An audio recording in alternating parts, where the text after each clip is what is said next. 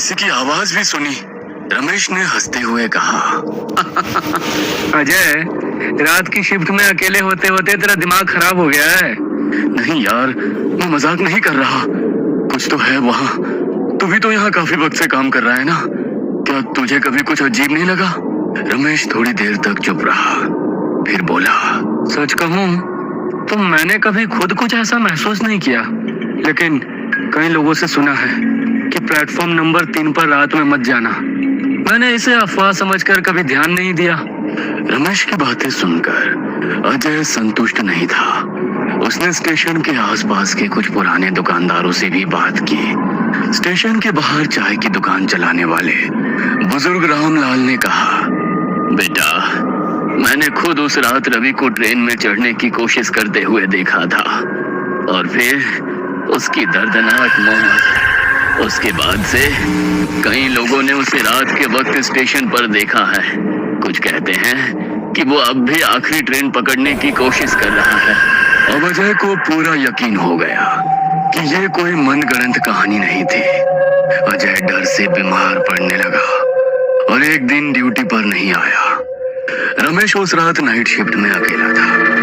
उस रात करीब 1 बजे रमेश ड्यूटी कर रहा था जब उसे प्लेटफॉर्म नंबर 3 से अजीब आवाजें सुनाई दी। पहले उसने इसे नजरअंदाज किया, लेकिन जब आवाजें तेज होने लगी तो उसने हिम्मत जुटाकर वहां जाकर देखने का फैसला किया। जैसे ही वो प्लेटफॉर्म पर पहुंचा, उसे ठंडी हवा का झोंका महसूस हुआ। फिर उसे दूर एक बेंच पर कोई बैठा दिखा। कौन है वहाँ?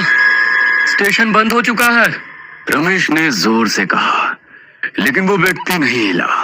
रमेश ने टॉर्च जलाकर उस पर रोशनी डाली और वो आकृति अचानक गायब हो गई। रमेश डर के मारे भागा और ऑफिस बंद करके घर चला गया। अगली सुबह वो अजय के घर गया। अजय, मैंने उसे देखा तो सही कह रहा था। अब दोनों को एहसास हुआ कि जो कुछ हो रहा था वो सच था, लेकिन स्टेशन मास्टर और अन्य अधिकारी उनकी बातों को मजाक समझते थे। धीरे धीरे अजय और रमेश की हालत बिगड़ने लगी। हर रात ड्यूटी पर जाना मुश्किल हो रहा था। उन्हें लगातार ऐसा लगता था कि कोई उनकी हर हरकत देख रहा है।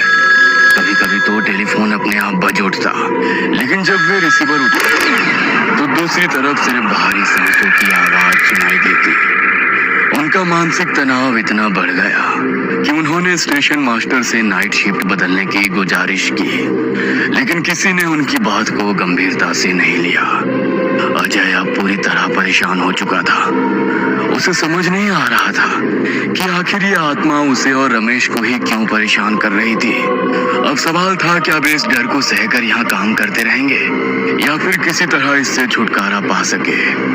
उसने तय किया कि अब वो इसका हल निकालेगा। अगले ही दिन अजय ने कुछ स्थानीय लोगों और अपने पुराने सहकर्मियों से बात की। लोगों ने उसे समझाया कि जब आत्माएं किसी जगह पर बंधी होती हैं तो वे कभी कभी वहां रहने वाले लोगों से संपर्क करने की कोशिश करती है, लेकिन अजय को यकीन नहीं हुआ। आखिरकार उसने परवेज अंसारी नाम के एक पैरानॉर्मल इन्वेस्टिगेटर से संपर्क किया। अजय को उसके बारे में स्टेशन के पास वाले एक पुराने दुकानदार से पता चला था। उसने बताया था कि अगर कोई इस रहस्य को सुलझा सकता है तो वो परवेज ही है, जो पहले भी कई रहस्यमय घटनाओं की जांच कर चुका था। परवेज ने स्टेशन पर आकर कुछ जांच पड़ताल की और वहां कुछ अजीब चीजें महसूस की। यह आत्मा अशांत लग रही है। लगता है कि इसे इस दुनिया से जाने नहीं दिया गया, उसने कहा। अजय ने उसे रवि के बारे में बताया, कैसे वो आखिरी ट्रेन पकड़ने की कोशिश में मारा गया था। यह आत्मा इसलिए यहाँ अटकी हुई है क्योंकि इसे अपने जाने का एहसास ही नहीं हुआ। हो सकता है इसे अभी भी लगे कि वो ट्रेन पकड़ सकता है। इसे मुक्ति देने के लिए हमें इसकी आखिरी इच्छा को पूरा करने का कोई तरीका ढूंढना होगा, परवेज ने समझाया। परवेज ने कुछ दिनों तक स्टेशन पर रहकर डिटेल में जांच की। उसने वहां कई बार EVP electronic voice phenomena record करने की कोशिश की और कुछ विचित्र आवाजें कैद भी हुई।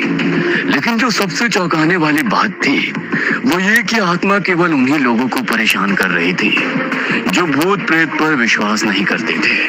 यह आत्मा उन लोगों को निशाना बनाती है जो इसे झूठ समझते हैं। जैसे ही कोई इसे नकारता है, ये उन्हें एहसास कराने की कोशिश करती है कि वो वास्तव में यहाँ है। परवेज ने अजय और रमेश को समझाया।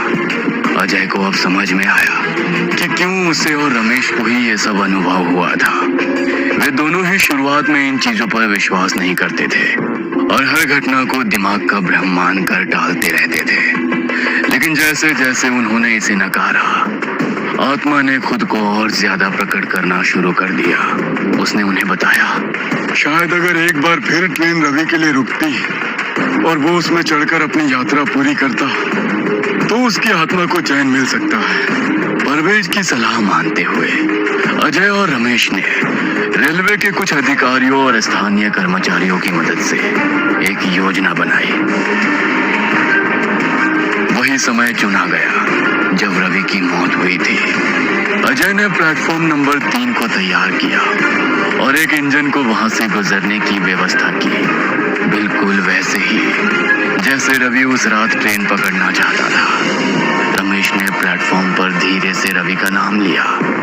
रवि, तुम्हारी ट्रेन आ गई है, अब तुम जा सकते हो। जैसे ही इंजन की रोशनी प्लेटफॉर्म पर पड़ी, अजय और रमेश को एक परछाई सीढ़ियों से उतरती दिखी, सफेद कपड़ों में, धीरे धीरे ट्रेन की तरफ बढ़ती हुई। परवेज ने प्रार्थना शुरू की और सभी ने सिर झुका लिए। परछाई ने ट्रेन के पास पहुंचकर एक पल के लिए रुककर पीछे देखा, जैसे किसी को धन्यवाद कह रही हो, और फिर वो ट्रेन के भीतर समा गई। ट्रेन की सीटी बजी और वो आगे बढ़ गई। उसके बाद से प्लेटफॉर्म नंबर 3 पर ना कोई परछाई दिखी, ना कोई आवाज, ना कोई ठंडी हवा। स्टेशन का माहौल बदल गया था। वहां अब सन्नाटा नहीं बल्कि एक अजीब सी शांति थी। अजय और रमेश ने भी राहत की सांस ली। वे जानते थे कि अब रवि अपनी मंजिल तक पहुंच चुका है। हर जगह की अपनी एक कहानी होती है, लेकिन कुछ कहानियां कभी खत्म नहीं होती।